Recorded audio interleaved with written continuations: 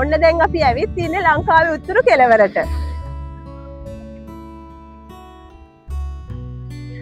පේදුරු තුඩුව.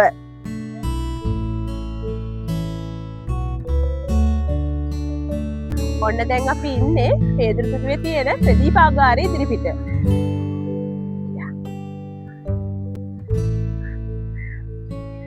ඔන්න දැන් අපි ඉන්නේ පේදුරු තුඩුව ප්‍රදේශයේ තියෙන සක්කොටේ කේප් වල. පේදුරු තුඩුව view point එකේ ඉඳගෙන මෙතනට කිලෝමීටර් 3ක් විතර තියෙනවා.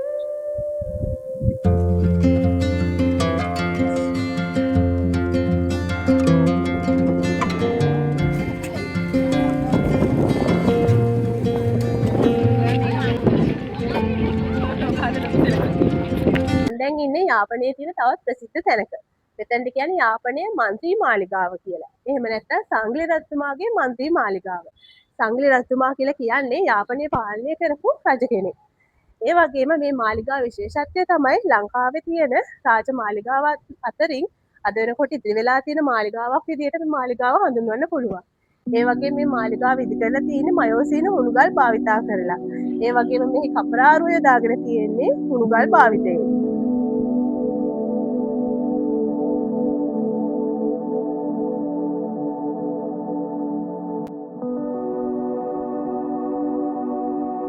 ඔන්න මම දැන් ඉන්නේ නල්ලූ රගනුවර කරගෙන යාපනයේ රාජධානිය පාලනය කරපු දෙවන සංග්ලි රජතුමාගේ ප්‍රතිමාව ළඟ.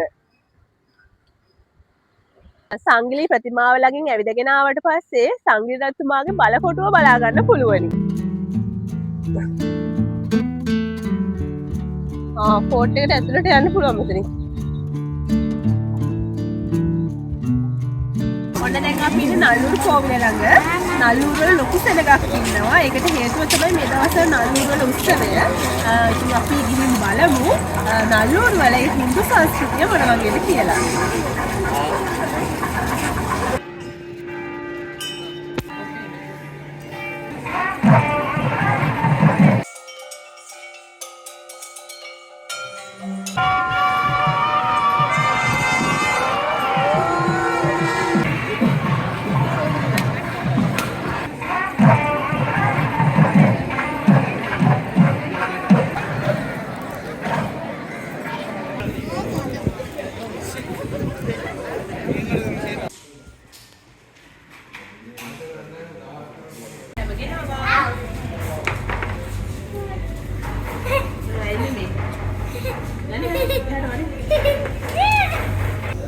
යාපනයට ආවොත් ඉතින් අයිස්ක්‍රීම් ගන්න ඔකා ගිහිල්ලා හරියන්නේ නැහැ නේ. මේ තියෙන්නේ නවක්කන්නේ නිලාවරේ ළිඳ. මේකට නිලාවරේ පතුල නොපෙනෙන ළිඳ කියලා කියනවා. මේ ළිඳ යාපනයේ සංචාරයට එන ගොඩක් දෙනෙක් නරඹන්න එන තැනක්.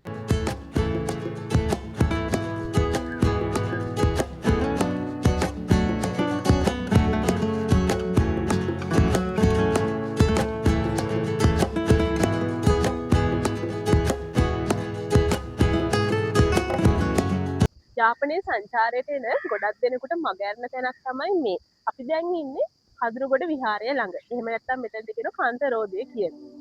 ඔයාලට පේනවා ඇති මෙතන තියෙන දාගැබ් විවිධ ප්‍රමාණයෙන් තමයි තියෙන්නේ. ඒකට හේතුව තමයි මෙතන තැන්පත් කරපු රහතන් වහන්සේලාගේ දේශත්වයේ මත තමයි මේ දාගැබ් විවිධ ප්‍රමාණයේ යුතුව නිර්මාණය කරලා තියෙන්නේ. ඔන්න යාළුවනේ අපේ අද සංචාරයේ ඊළඟ නැවතුම උනේ දඹකොළ පටුන. අපි දැන් ඇවිල්ලා ඉන්නේ දඹකොළ පටුන විහාරයට.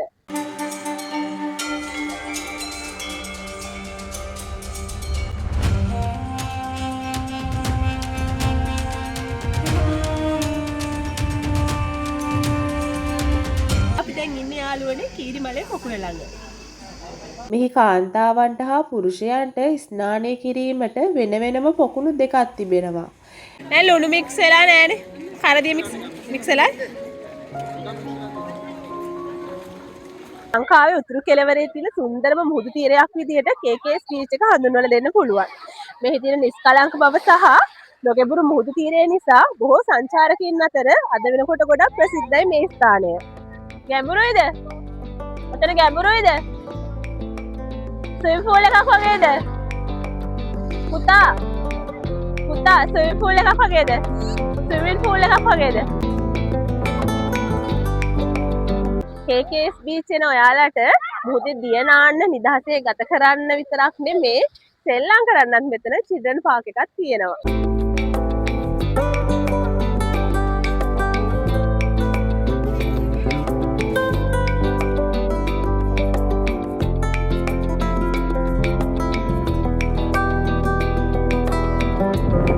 මම දැන් ඉන්නේ යාපනයේ පන්නායි මාර්ගය ආරම්භ වන ස්ථානයේ. මේ මාර්ගයේ තියෙන විශේෂත්වය තමයි මේ මාර්ගය වැහිලා තියෙන්නේ කලප පරිසර පද්ධතියක් හරහා වීම. ඒ නිසා යනකොට කලප පරිසර පද්ධතියට ආවේනික ශාක වර්ග, සතුන්, ඒ වගේම මේ ප්‍රදේශයේ කරන සාම්ප්‍රදායික දීවර කර්මාන්තය හරි අපූර්වට බලා ගන්න පුළුවනි.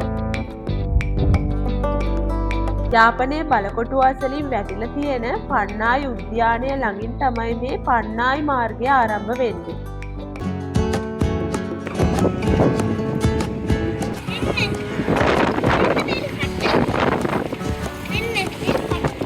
තව එකක් තියෙනවද? අපේ රෝඩ් ට්‍රිප් එකේ තව සුන්දර ආරම්භයක තමයි මේ ඉන්නේ. මෙතනින් තමයි පුංගුඩුතිව් දූපත හරහා නාගදීපයට යන මාර්ගය ආරම්භ වෙන්නේ.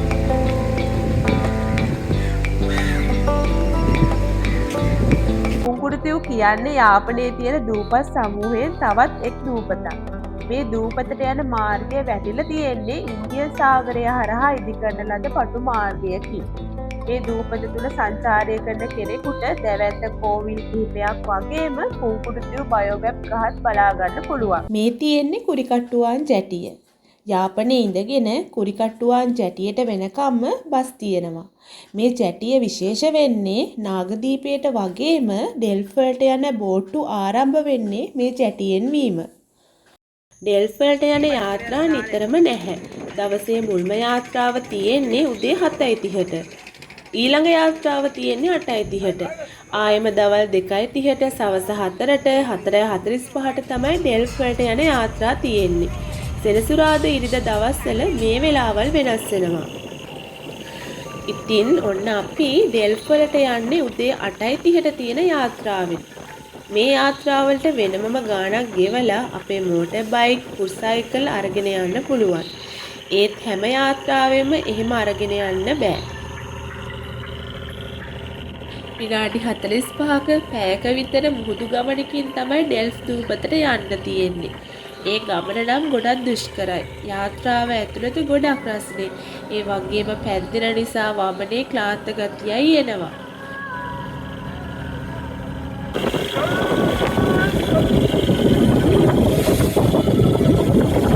ඩෙල්ෆ් වලට ආවට පස්සේ ඩෙල්ෆ් වල සංචාරය කරන්න පුළුවන් තැන්වල ඇවිදින්න නම් මෙහෙන් බයික් එකක් හරි ත්‍රී වීල් එකක් හරි බොලරෝ එකක් හරි ගන්න ඕන. ඔන්න ඉතින් අපි අද ඩෙල්ෆ් වල ඇවිදින්නේ මෙන්න මේ මල්ලික ත්‍රී වීල් එකේ. කොරල් පාර. මුංග. බලන්නකෝ ගහේ ලොකු. පුතේ. ඩෙල්ෆ් වල අපි මුලින්ම ආවේ බයෝමැප් ගහ බලන්න. ලංකාවේ මේ වගේ බයෝමැප් ගස් කිහිපයක්ම දකින්න ලැබෙනවා. මේ තියෙන ඩෙල්ෆ් වල තියෙන විශාල බයෝමැප් ගහ. මෙන්න ගහ ඇතුළට එන්න බෑ. යා ඇතුළට බෑ.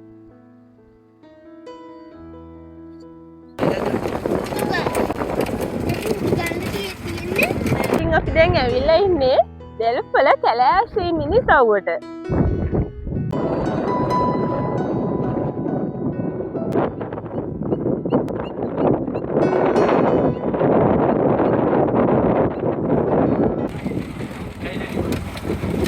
ඔන්න අපි දැන් ආවේ ඩෙල්ෆ් වල තියෙන ලියලන ගල බලන්න.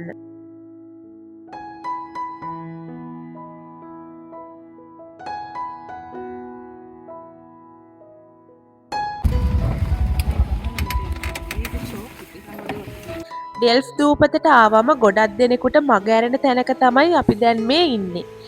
මේ තියෙන්නේ යෝධ නුග ගසක්. මේ ගස විශාල වපසරියක විහිදිලා රූෆ් එකක් හෙවත් පහලක් වගේ ව්‍යාප්ත වෙලා තියෙනවා.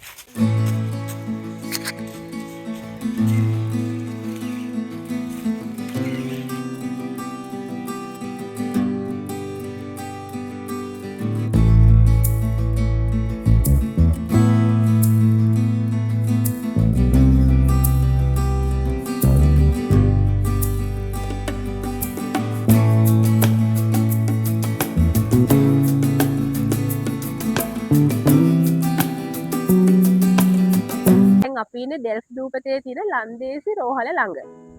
මෙම ස්ථානය ලන්දේසි යුගයේදී රෝහලක් විදියට භාවිතා කළත් බ්‍රිතාන්‍ය යුගයේදී පරිපාලන මධ්‍යස්ථානයක් විදියට තමයි භාවිතා කරලා තියෙන්නේ.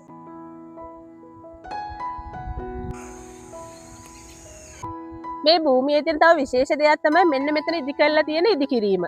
මේකට කියන්නේ පරවි කූඩුව කියලා.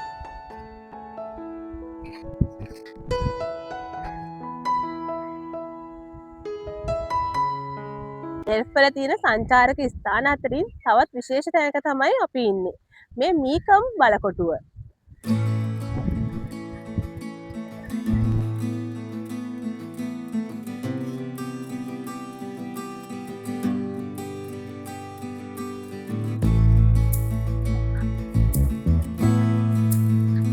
චිරිගල් බලකොටුව.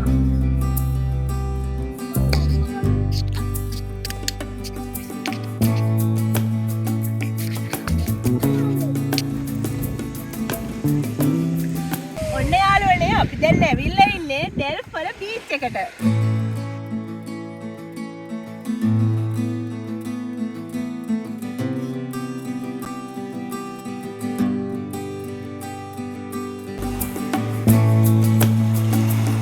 මොනවද කියන්නේ? ඔව් නාවදී.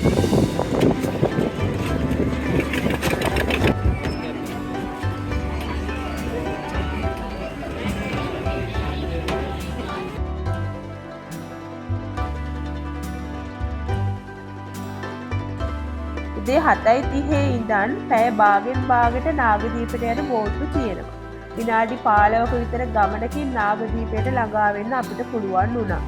ඒ වගේම එක්කෙනෙකුට බෝට්ටුවකට රුපියල් 80ක මුදලක් අය කරනු ලබනවා.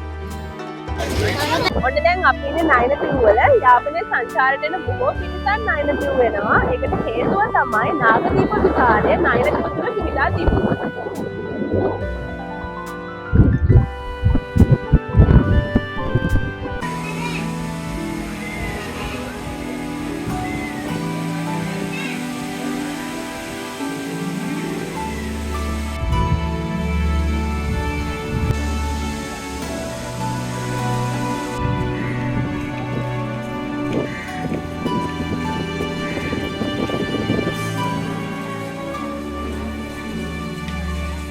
අපි දැන් ඉන්නේ නයිනතිව් දූපතේ තියෙන නාගපූස නම්මාන් කෝවිල ඉදිරියට.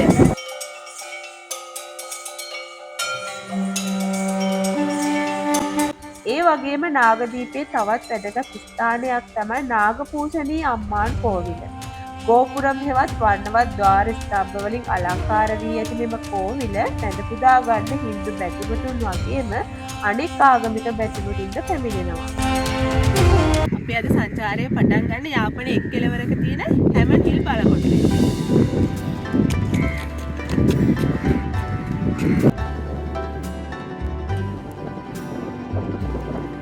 ප්‍රධාන ගොඩබිමේ තියෙන රිසෙප්ෂන් එකෙන් ගෙවීම් කරලා තමයි හැමන් හිල් බලකොටුවට යන්න තියෙන්නේ. අපි දැන් ජැටියට යන ගමන් ඉන්නේ.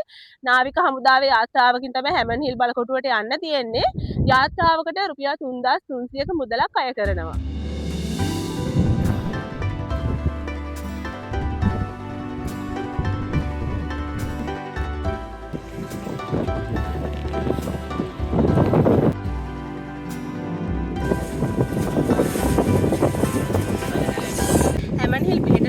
යාපනයේ නගරයේ ඉඳගෙන කිලෝමීටර් 20ක් විතර දුරින් ෆයිට් සහ පරේල්ති කියන දූපත් දෙක අතර.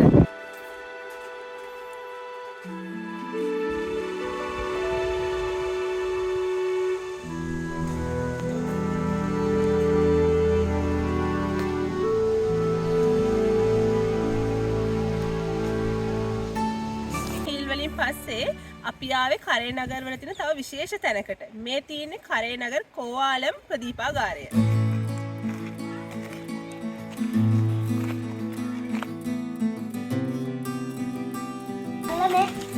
කැල්ලද? කැල්ල. අප්පා ඇටලේ කී. මෙන්න උඩ. අප්පා. කැල්ලේ උඩ. බස් රථයට 1200. නෑ රුපියල් 100යි. 100.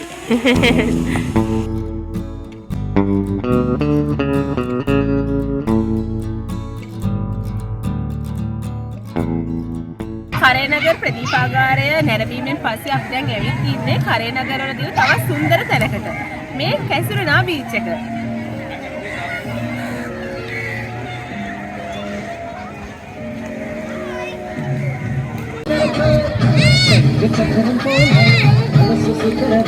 අපිට එන්න ගොඩක් දෙනෙක් මුහුදේ නානෙන තැනක් තමයි මේ කැසුරුනා බීච් කියලා කියන්නේ. කැසුරුනා බීච් එකට මේ නම ලැබිලා තියෙන්නේ මේ බීච් එක පුරාවටම තියෙන කැසුරුනා ගස් නිසා.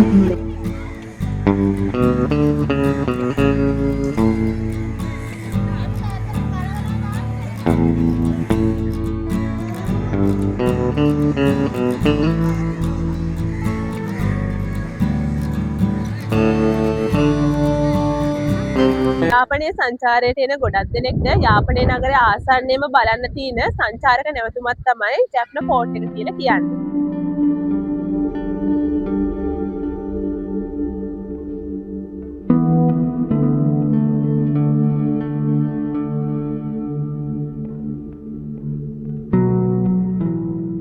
ජැප්න ෆෝර්ට් එකට ඇතුල් වෙන්න කලින් ටිකට් ගන්න ඕන. වැඩිහිටි ප්‍රවේශ පත්‍රයක් රුපියල් 60ක් වෙනවා. යාපනයේ සංචාරයට එන ගොඩක් දෙනෙක් යාපනයේ බලකොටුවට එන්නේ සවස් කාලයේදී. ඒකට හේතුව තමයි සවස් කාලයේදී මෙතන තියෙන නිස්කලංක බව.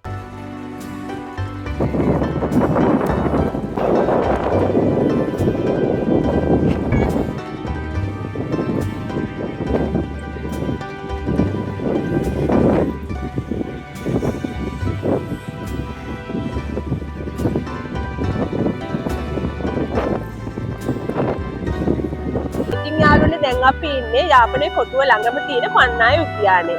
අපේ යාපනයේ සංචාරය මෙතනින් අවසන් කරනවා. අලුත් වීඩියෝ එකකින් නැවත හමු වෙමු.